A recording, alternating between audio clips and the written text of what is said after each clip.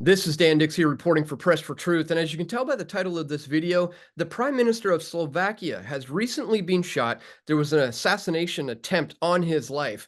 But one thing you may not be aware of is that not too long ago, this man was very, very vocal and critical of his government's response against COVID. He, in fact, was very against the global inoculation program. He spoke out about the vaccines, and sure enough, not long later, all of a sudden, this man finds himself shot down in the streets. Meanwhile, as we see here, Germany is preparing for a Putin attack against NATO in 2025. Leaked secret plans reveal, step by step, how Russia will escalate a conflict to an all-out war in 18 months. So how are these two things potentially connected? Well, joining me on the line right now is my good friend Josh Sigurdson of World Alternative Media, who has been breaking this one down and covering this since January of this year, really. So Josh, thank you so much for taking some time today while you're there in Europe to break this one down for us. So let me get your initial thoughts and reactions on the assassination attempt of the Slovakian prime minister. When you first saw that, were there red flags going off in your head? What was the first thing that came to mind? Well, I'm currently in Macedonia, and I was laying in bed. I'm waking up, and I get an alert on my phone, and literally, I'm just opening my eyes, and I see Slovakian Prime Minister shot, Robert Fico, who I've known for a while to be very pro-Russian. He came out against the pandemic treaty literally a couple days before he was shot. He was against the inoculation program, and he has been one of the biggest punching bags by the EU because this is a guy who runs a NATO country that's bordered with Ukraine.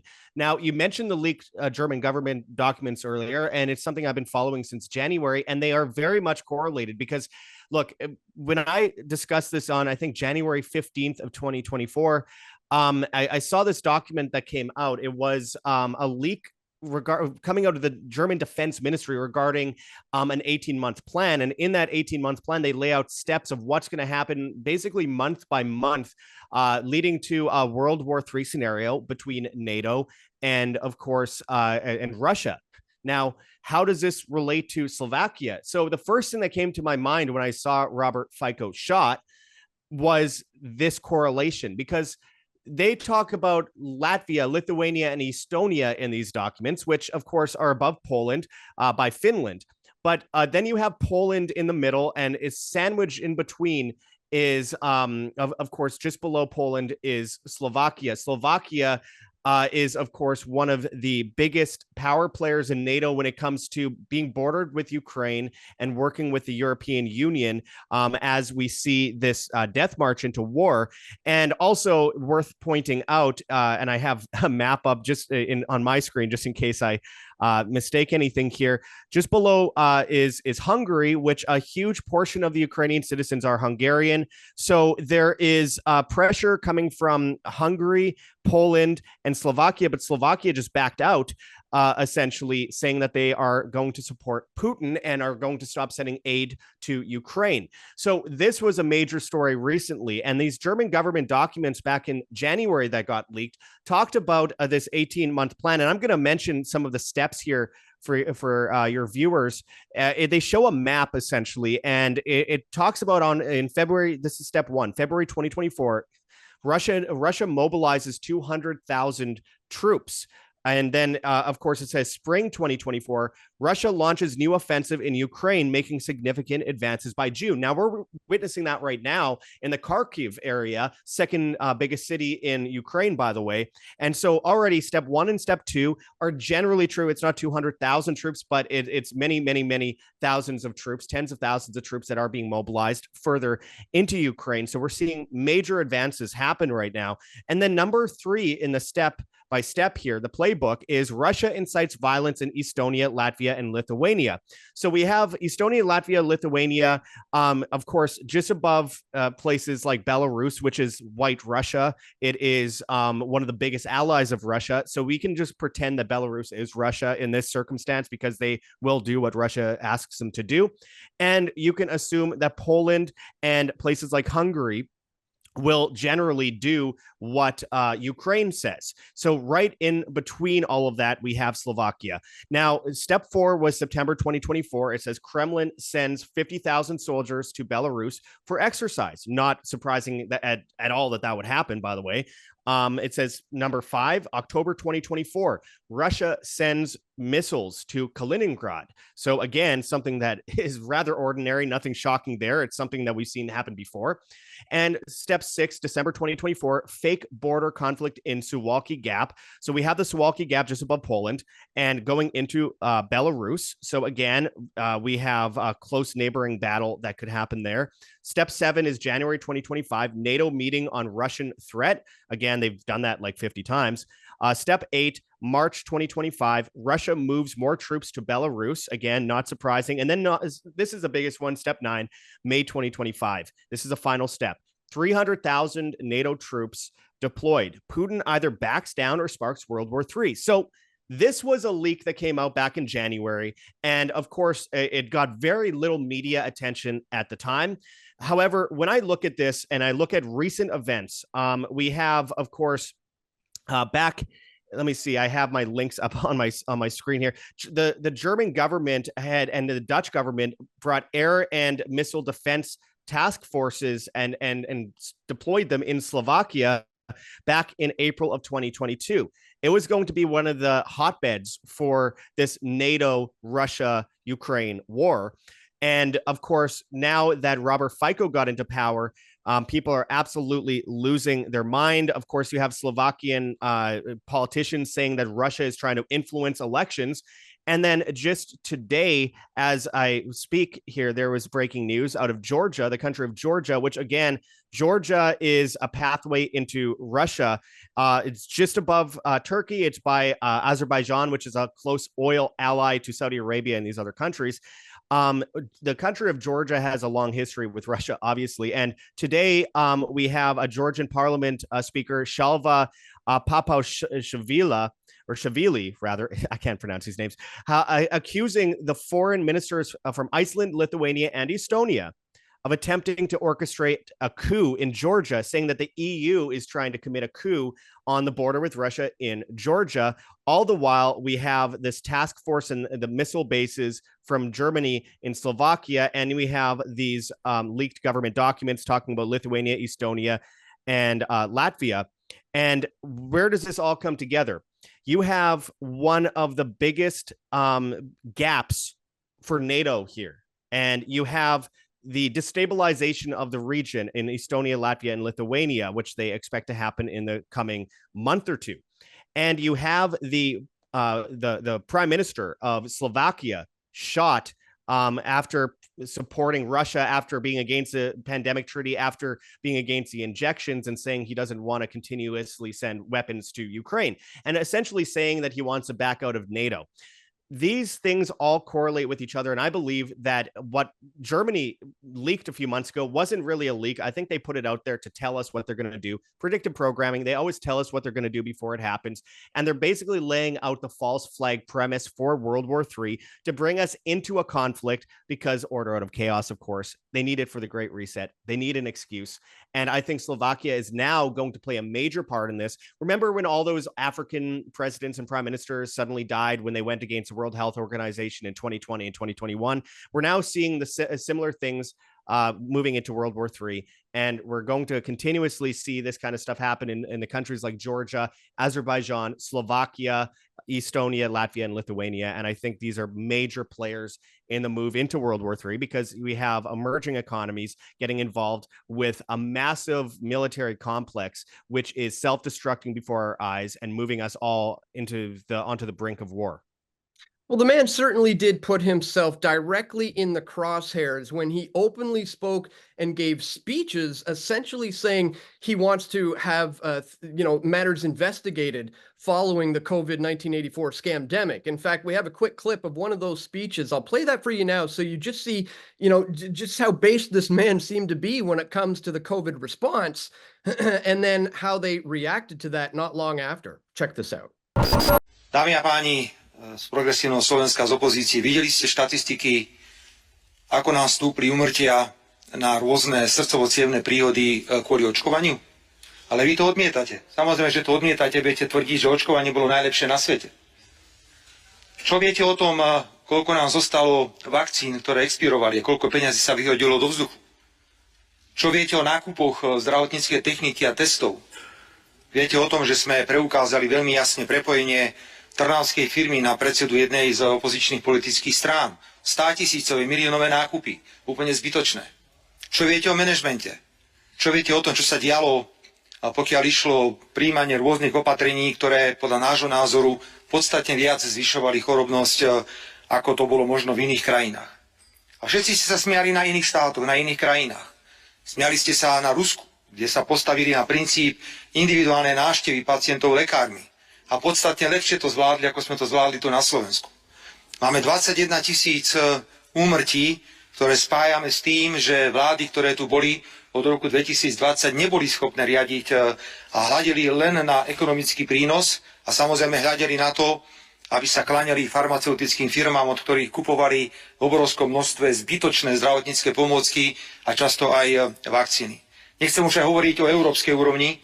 Viete, že som bol veľmi otvorený, ja som to povedal pani predsedničke Európskej komisie otvorene, že tie podozrenia, ktoré sú spojené s ňou a s nákupom, najväčším nákupom v histórii Európskej komisie vakcín, kedy si doslova do písmena vymieniala tajné SMS-ky s riaditeľom Pfizeru a kedy poslancom Európskeho parlamentu na posmech bola napísaná, vydaná správa, ktorá bola celá začiernená. Jednoducho nedozvieme sa nikdy pravdu, akú úlohu farmaceutické firmy zohrali a kto vlastne organizoval celý tento cirkus okolo covidu. Za týchto podmienok, dámy a páni, vláda Slovenskej republiky sa rozhodla, že vloží do programového vyhlásenia vlády záväzok, že sa vysporiada s touto témou. Slovenská verejnosť jednoducho potrebuje odpoveď. Potrebuje odpoveď ohľadne očkovania. Čo to vlastne bolo? Prečo boli ľudia očkovaní rôznymi experimentálnymi vakcínami bez akýchkoľvek skúšok?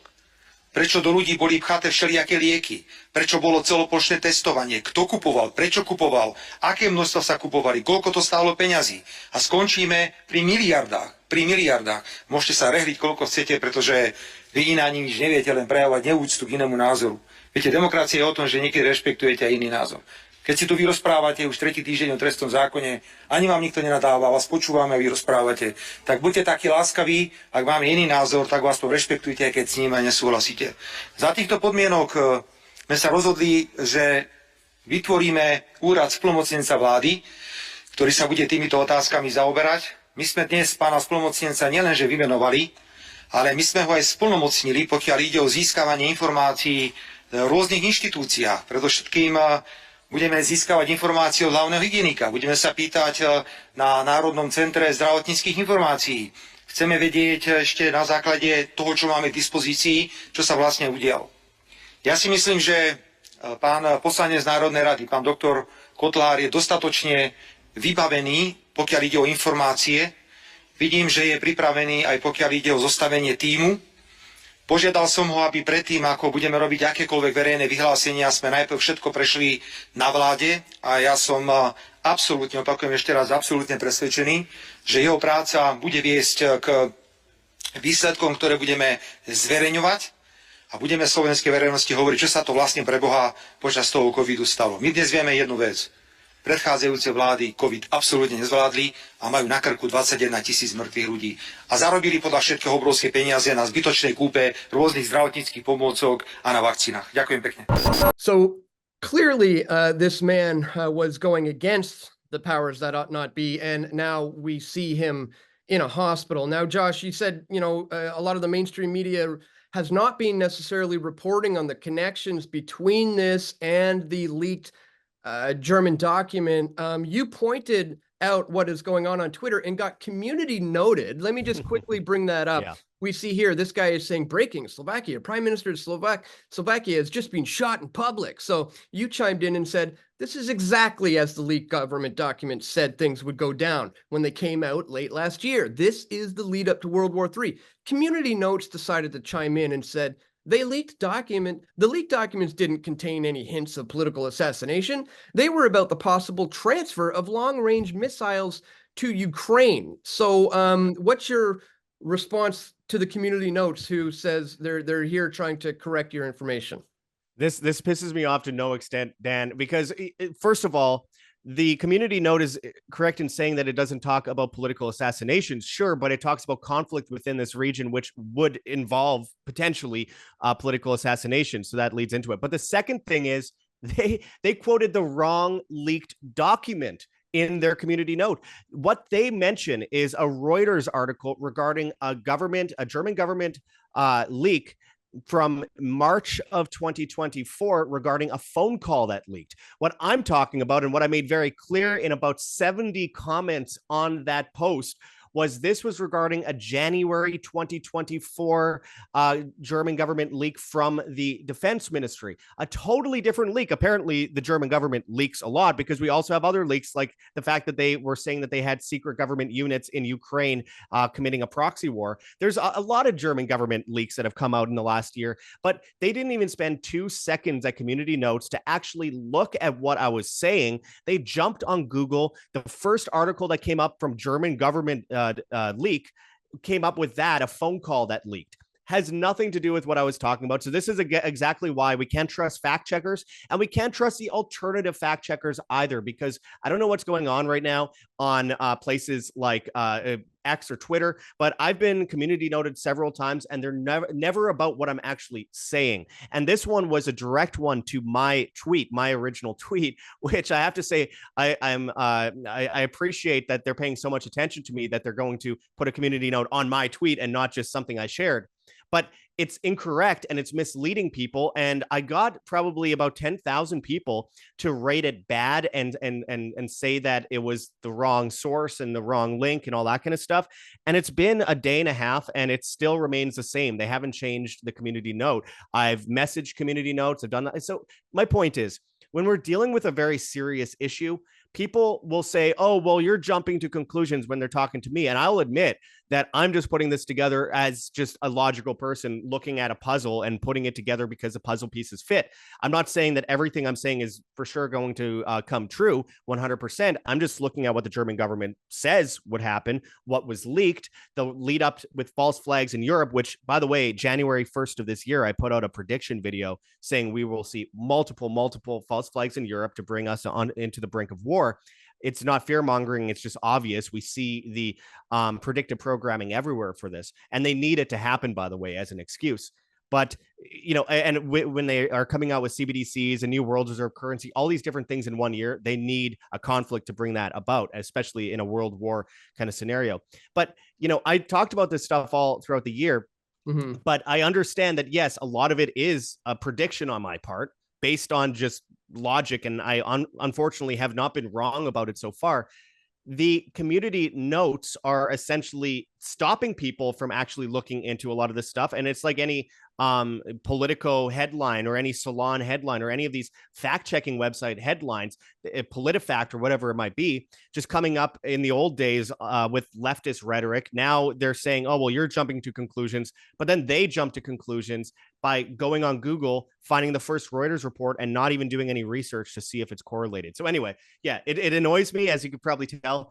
I don't like it when people are going to put a stamp on one of my posts and tell everyone that it's fake. It's like when I talk about stratospheric aerosol geoengineering, everything comes up. Oh, it's fake. There's no such thing as chemtrails except for the government documents. Or 9/11. Oh, it's fake. There's no such thing as any inside job with 9/11, despite all the evidence. It's no different in this case. So anyway, I just think people need to be more vocal about how they're censoring stuff on Twitter in a new way now with freedom of speech, but not freedom of reach, even though that's a restriction on freedom of speech and depending on narratives. And they're putting stamps that are incorrect on people's posts. Well, it could stem from, you know, using terms like potentially getting into World War III. I would imagine that might kind of trigger some of the censors to try to block this information. But really, without sounding too alarmist here, that's essentially what we're dealing with here, right? So maybe we could go into that. Like, what do you think, you know, is the likelihood that this is going to escalate into a much broader potential global war? I have no doubt. I mean, I always put it this way. If people want to understand how this is happening today, they should go back to World War One. I mean, you have the propping up of Israel and the League of Nations, and of course the Soviet Union with the October of 1917, the October Revolution, propping up Russia. I mean, World War One started with the assassination of Franz Ferdinand, the Archduke, in Bosnia, which of course is not where most of World War One was fought, but it's where it started. And then it was escalated with the sinking of the Lusitania, which we all now know was a false flag. It propped up the Federal Reserve, it propped up several central banks. It moves into a massive reset, which leads to the League of Nations and Israel, and of course the Soviet Union. Fast forward to World War II, same thing. The United Nations stemmed from the League of Nations. They stole the gold and funded war, and the IMF and the Exchange Stabilization Fund. They propped up the Soviet Union to a massive degree. Following that, 1953 military coup in Iran, overthrow their government, install a proxy government, and then that leads to, by the way, the Ayatollahs rising up and against the CIA, even though ask why or how they got their weapons or where they got their weapons from. It's all a script. Vietnam War, they got their weapons from FDR. 1971, 1972, Kissinger meeting with Mao and propping up China as a global superpower. The Trilateral Commission propping up under Zbigniew Brzezinski China as a technocratic superpower. And this all correlates. Just stick with me for a second. At the same time, we have the Mujahideen, Al-Qaeda, Taliban armed. We move into, of course, the Ba'athist Party, the Iraqi government being armed. All these things lead to chaos later on. And the Maidan Massacre 2014, and ISIS around the same time being armed. The Maidan Massacre was a false flag in order to blame Russia in order to commit a massive proxy coup in Ukraine, which then leads to what we're seeing today. So all of these governments, Israel armed and funded Hamas in the first place, all these governments that are fighting right now were literally propped up by the same people. And what happens after the last two world wars? A massive reset, a massive economic and power reset, which we are now starting to see the beginnings of today with CBDCs and 15-minute cities and all these restrictions, digital IDs, surveillance, censorship across the board. Financial censorship is a big part too. But they need an excuse to destroy the food supply, the grid, the housing market, so you will own nothing, the economy, so they could shift into a new digital CBDC economy. And the way they do that is they have to shift power from the West to the East. The West is in the past now. This is a move to the East. And in order to do that, you have Russia and Ukraine fighting, both governments propped up by the United States in the first place. Russia was a huge fan of Israel 2 years ago when Israel told Ukraine to surrender. Now Russia doesn't like Israel. Israel supports Ukraine. So it's completely shifted. You have Iran, which is, of course, an ally of Russia, fighting with Israel and the United States in the Gulf and Lebanon and Iraq and Syria. All of these things are turning into a global conflict. And of course, Russia and China are economic partners, the biggest in the world. And India, even though they have a bad history with China, are now jumping on board this new BRICS world reserve currency. So to understand how this all comes together, this is the Great Reset. This is what Klaus Schwab has been talking about. Klaus Schwab said that the role model for the Great Reset is China. That's why China has been propped up as a guinea pig state for technocracy for so long. And what do they need in order to nudge us from the West to the East? They need a world war. None of this is real. All of this is based in proxy and false flags. What we're seeing in the whole region, look, people will say, well, Putin is a much better person than Zelensky. I would agree. He makes a lot more sense. But let's not forget how close and intermingled Putin is with Xi Jinping, who wants a global communist technocracy. I mean, like, people think it has to be this side or the other. That is the PSYOP. That is how they achieve their excuse and make it look legitimate when we have all these countries warring. They try to conscript you. Look, the American War College called for conscription last year. The UK government called for conscription last year. Boris Johnson put on an army helmet and made a video about how he would fight if he was conscripted.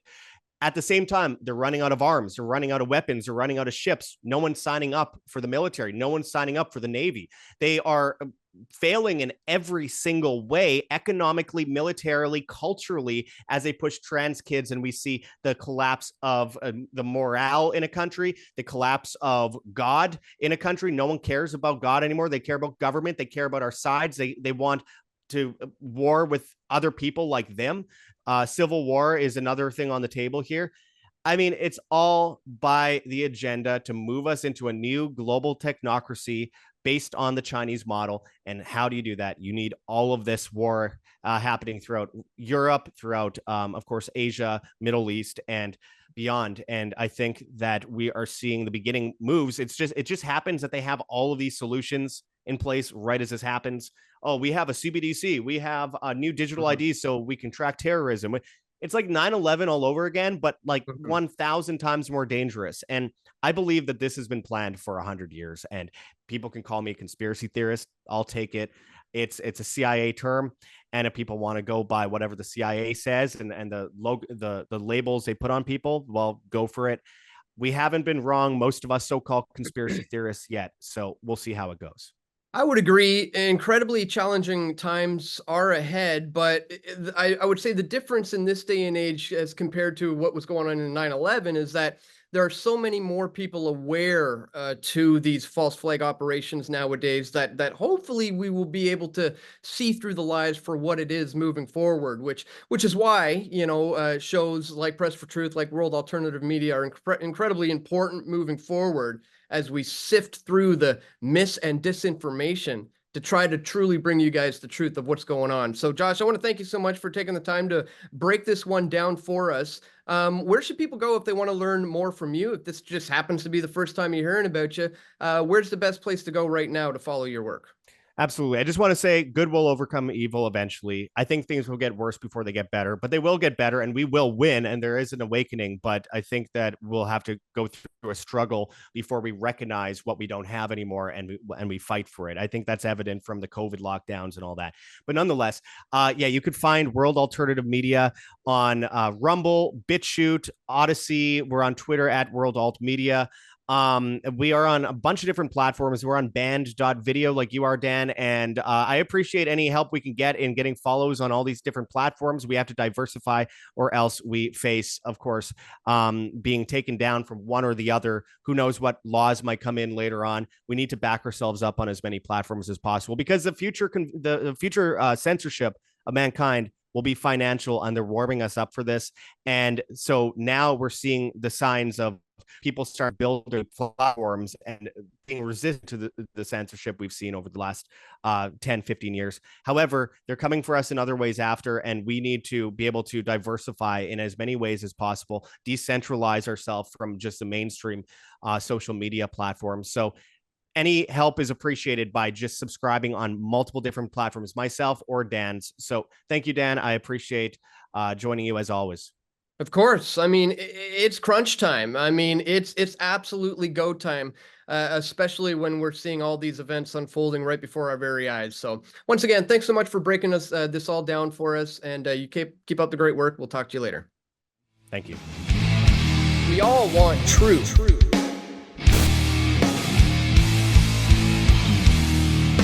The truth will set you free.